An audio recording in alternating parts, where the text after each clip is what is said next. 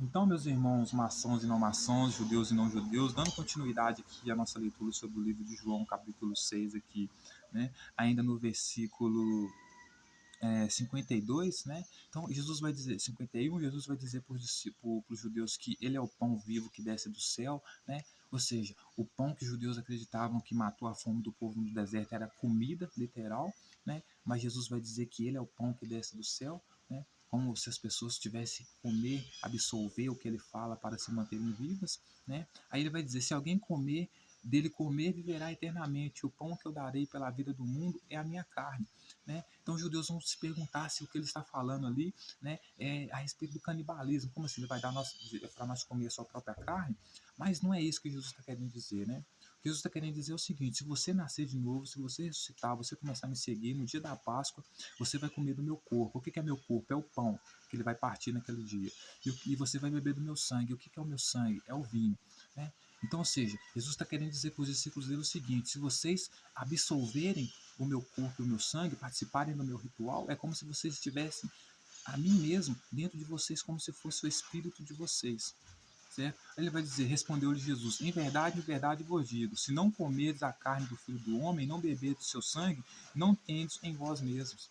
Então, ou seja, quando as pessoas se sentavam na mesa com Jesus na Páscoa para comerem o pão como se fosse o corpo dele, beberem o vinho como se fosse o sangue dele, era como se eles estivessem, né, trazendo Jesus para dentro de si mesmo como se fosse um espírito, né? Então, se eles não comessem daquele pão e não bebessem daquele vinho, eles não teriam Jesus dentro dele. Então, esse ritual simbólico de Jesus é como se Jesus estivesse invadindo o corpo dos seus seguidores, através depois que eles comessem o pão e bebessem o vinho, certo? Quem comer da minha carne e beber o meu sangue tem a vida eterna e eu ressuscitarei no último dia. Ressuscitar no último dia aqui é o seguinte: ou seja, depois que você participar da minha ceia, em vez de oferecer o cordeiro, sacrifício de animais para perdão dos pecados, você comer do meu pão, você comer do meu corpo, que é o pão, você beber do meu sangue, que é o vinho, né, que são a oferta do fruto do campo, a oferta de Caim para perdão dos pecados, aí você vai ser ressuscitado no último dia. Ou seja, depois que você participar desse ritual simbólico, você vai começar a não sacrificar mais animais para perdão dos pecados, mas utilizar o batismo para perdão dos pecados, que é contrário à lei de Deus, né? E por isso você vai ser ressuscitado no último dia, né? E vai ter a vida eterna, né?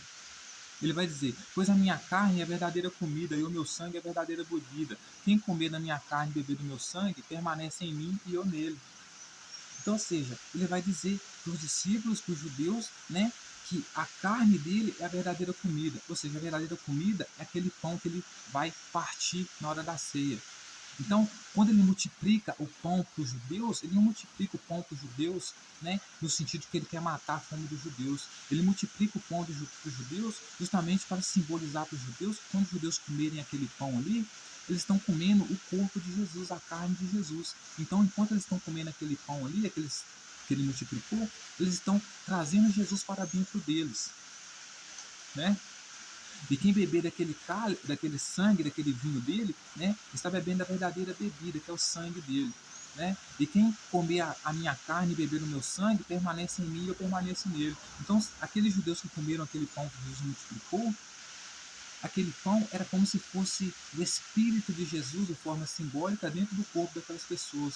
Isso fazia com que elas ressuscitariam, ou seja, abandonassem a aliança que Deus estabeleceu com elas através de Adão, né, sacrifício de animais para perdão dos pecados, para seguir a oferta de Caim, que desagradou a Deus, pão e vinho. Porque o pão e vinho que Jesus dava para os discípulos dele era como se fosse a carne e o sangue dele, para que Jesus pudesse fazer parte e habitar dentro dos discípulos dele. Ao comer aquele pão e beber aquele vinho, aqueles discípulos deveriam sentir, né? Os judeus deveriam sentir como se Jesus fosse parte do corpo deles, ou seja, eles não são mais donos do seu corpo, da sua autonomia. É Jesus que domina sobre eles, entende? Ele vai dizer: assim como o Pai que vive me enviou, igualmente eu vivo pelo Pai. Também quem de mim se alimenta, por mim viverá. Então ele multiplica o pão para que aquelas pessoas possam viver por ele.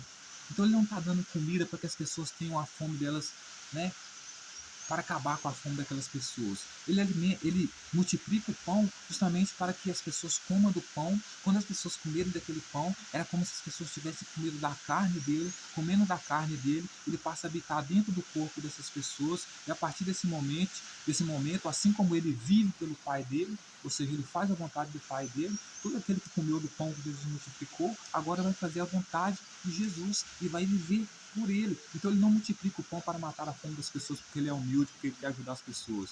Ele quer montar uma estratégia política através da fome das pessoas, matando a fome das pessoas, falando para as pessoas o seguinte: você comeu do pão que eu multipliquei, é como se esse pão aqui fosse o meu espírito dentro de você. Então agora você, depois de ter comido esse pão, matado a sua fome, agora você não vai ter mais vontade própria, você vai fazer a minha vontade, você vai viver por mim assim como eu vivo pelo meu Pai. Então você não vai respeitar mais a lei do sábado, você não vai sacrificar mais animais para perdão dos pecados, certo?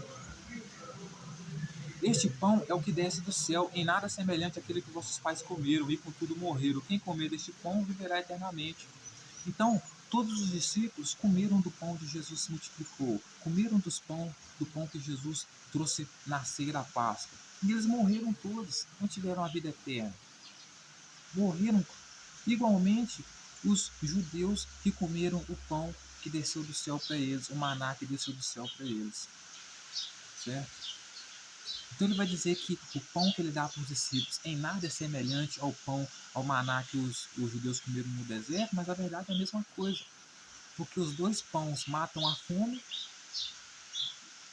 e nenhum dos dois pães traz a vida eterna. A diferença é que o maná no deserto, você comia e matava sua fome, acabou. Agora o pão de Jesus não, você comesse do pão dele que ele multiplicasse, era como se você estivesse comendo da carne dele. Então você comendo da carne dele, você se tornava um só com ele. Então você não tinha mais vontade própria, sua vontade era a vontade dele. Está compreendendo aqui o gatilho? Né? Aí ele vai dizer essas coisas de Jesus quando ensinava na sinagoga em Cafarnaum. Então ele estava ensinando isso na sinagoga. A sinagoga era um lugar para ele ensinar a respeito da lei, de sacrifício de animais para perdão dos pecados, respeitar a lei do sábado, circuncisão, honrar pai e mãe, etc. e tal. Mas ele estava pervertendo completamente a lei. Né?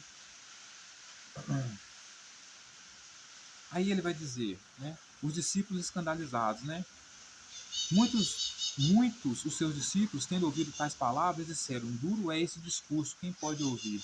Então os discípulos ouvindo aquilo ali, começaram a perguntar pelo Jesus: esse discurso seu é muito duro, quem que pode ouvir esse discurso seu? Né? Como assim, né?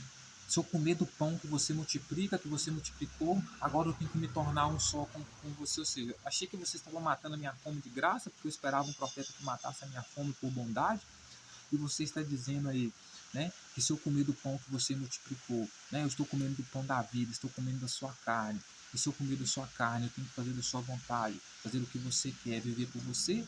Esse discurso aí é meio difícil de aceitar, cara, né? Mas Jesus, sabendo por si mesmo que eles murmuravam a respeito das suas palavras, interpelou: isso vos escandaliza? Que será, pois, se vides o Filho do Homem subir para o lugar onde primeiro estava? Ele vai dizer para os discípulos: vocês estão escandalizados porque eu estou falando que se vocês comerem do meu pão, do meu pão, vocês estão comendo da minha carne, então vocês vão ficar submissos a mim, vocês vão ficar me devendo pro resto da vida, porque agora eu faço parte do corpo de vocês, sou como uma alma, um espírito no corpo de vocês. Então, imagina então quando vocês virem o Filho do Homem, ou seja, se referindo a ele, que ele não é o Filho do Homem, a gente já falou sobre isso aqui, subir para o lugar onde primeiro estava. E onde que ele diz que primeiro, onde que é o lugar que ele disse que primeiro estava? No céu. Então ele conta duas mentiras aqui em uma só. Uma que ele vai dizer que ia voltar para o lugar onde ele estava, era o céu. Ele não estava no céu, ele estava na terra, nasceu na terra, morreu na terra. E outra também que ele não era o filho do homem, porque o filho do homem era o profeta Isaías. Não era o filho do homem porque o filho do homem era o profeta Isaías, e não era o filho do homem porque o filho do homem, o profeta Isaías, veio para restabelecer, restaurar a aliança que Deus fez com Adão, com Eva, né, com a descendência da mulher. Sacrifício de animais para perdão dos pecados, como oferta perfeita que deveria ser entregue no templo de Jerusalém, na casa de oração. Né? Então Jesus conta duas mentiras em uma só. A primeira mentira é que ele não desceu do céu, então não tinha como ele voltar para lá. E a segunda mentira é que ele não era filho do homem. Ele estava usando a autoridade de Isaías para perverter a profecia de Isaías, o que Isaías disse. Né? Ele vai dizer: o Espírito é o que vivifica a carne. O Espírito é o que vivifica. A carne nada aproveita. As palavras que eu vos tenho dito são Espírito e são vida. Então ele vai dizer: a carne nada aproveita, você nada aproveita, porque o que vivifica é o Espírito. E o que eu tenho dito para vocês são Espírito e são vida. Então, ou seja, vocês terão vida e vocês terão espírito se vocês aceitarem o que eu disse. Vocês aceitarem que se vocês comerem do pão que eu multipliquei, vocês estão comendo da minha carne. E vocês comendo da minha carne, vocês têm que fazer a minha vontade. Vocês têm que fazer, viver por mim. Então, se vocês aceitarem isso que eu estou dizendo, né, vocês estão aceitando as palavras que eu disse, vocês estão aceitando, vocês estão tendo o espírito, vocês estão tendo a vida. Né? Ele vai dizer: contudo, há descrente entre vós, pois Jesus sabia que desde o princípio quais eram os que não criam e que haviam de trair. E prosseguiu por causa disto. E prosseguiu: por causa disso é que vos tenho dito: ninguém poderá vir a mim se pelo Pai não lhe for concedido. Ele vai dizer: ninguém pode vir a mim. Realmente, ninguém pode ir para Jesus, seguir Jesus nesses termos. Né? Quem vai, porque o cara, em vez de matar a fome das pessoas porque é bondoso, porque é o necessário, ele vai dar às pessoas o pão, né? Enganando as pessoas, que aquele pão que aquelas pessoas estão comendo é a carne dele. Então, a partir do momento que elas comem da carne dele, ele se torna um só com Jesus, então tem que fazer a vontade dele, porque é como se Deus fez com Adão e Eva, né? Tirou Eva da costela de Adão, né? Então, a mesma coisa com os discípulos de Jesus. Comeram do meu pão, era como se vocês estivessem comendo da minha carne. O pão que eu multipliquei, como se vocês estivessem comendo da minha carne. Então, eu me torno um só com vocês e vocês não têm mais vontade própria. Vocês fazem a minha vontade, vocês vivem para me servir. Né? Então, ou seja, para aceitar isso aqui, só pode aceitar se for dado de graça pelo Espírito Santo, né? Ou seja, o Espírito Santo é seu dono e entregou você para Jesus. Porque de vontade própria você não vai aceitar uma condição em termos, nesses termos, né? Muitos discípulos se retiraram, né? À vista disso, muitos dos seus discípulos o abandonaram e já não andavam com ele. Então perguntou Jesus aos 12: porventura quereis também vos retirar-vos? Então o texto vai dizer, senhoras e senhores, que depois que Jesus falou essa bobagem toda, né, explicou para os discípulos dele que se eles comerem do pão da vida, ou seja, da carne dele, do pão que ele multiplicou, eles ficariam submissos a Jesus para sempre, fazendo o que Jesus quer, servindo a ele. Né? O texto vai dizer que muitos dos discípulos que seguiam Jesus naquele momento paravam de seguir ele, não quiseram mais andar com ele, até porque é um absurdo isso que ele está falando. Né? Então Jesus vai pergunta para os 12 discípulos, né? Então perguntou Jesus aos 12: porventura não quereis também vós outros retirar-vos? Respondeu-lhe Simão Pedro: para quem iremos, Senhor? Respondeu Simão Pedro: Senhor, para quem iremos? Tu tens a palavra da vida eterna. E nós temos crido e conhecido que tu és o Santo de Deus. Então, o próprio texto vai deixar claro, entre linhas, né, que os outros discípulos, principalmente Pedro, não deixou de seguir ele. Por quê? Porque procuravam um líder, procuravam um rei e não tinham outra pessoa para ir, para seguir. Então, por isso que Pedro vai dizer, né, respondeu Simão Pedro, né, para quem iremos? Né? Ou seja, estavam sozinhos, Jesus era a única companhia deles. Até porque quem queria querer andar com esse pessoal, né? Defendendo o que eles defendiam, né? Iam morrer sozinhos, cara, né? Morrer sozinhos, né? Aí, olha só que interessante. Replicou Jesus: não vos escolhi em número de 12? Contudo, um de vós é o diabo. Referia-se ele a Judas, filho de Simão Iscariotes, porque era quem estava para traí-lo, sendo um dos 12. Então, Jesus vai dizer que o diabo era Judas. O que quebra, né, o conceito de muitas pessoas que acreditam que o diabo é um espírito. Então, se nem o diabo era espírito, o diabo era de carne e osso, quem dirá o Espírito Santo que engravidou Maria, que era o Deus de Jesus? Era de carne e osso. Né? Como eu disse, se fosse espírito, a relação dele não seria compatível com Maria, porque um espírito não é capaz de engravidar um corpo carnal. Né? Porque um ser humano só nasce, né, da carne, né, através do processo biológico. a união de um homem e uma mulher, né? Através da ejaculação, do sexo, do toque, do calor humano. Né? Coisa que o espírito não teria como, porque não é compatível com o corpo humano. Segundo a crença de quem crê em espírito, o espírito é como aquele Gasparzinho que atravessa a parede. Ou seja, não conseguiria nem penetrar em Maria. Mesmo que ele tentasse colocar um sêmen dentro de Maria, o sêmen dele iria atravessar a barriga de Maria. Você compreende isso? Então, ou seja, o próprio Espírito Santo, Pai de Jesus, era carnal, era de carne e osso, assim como o próprio diabo também era.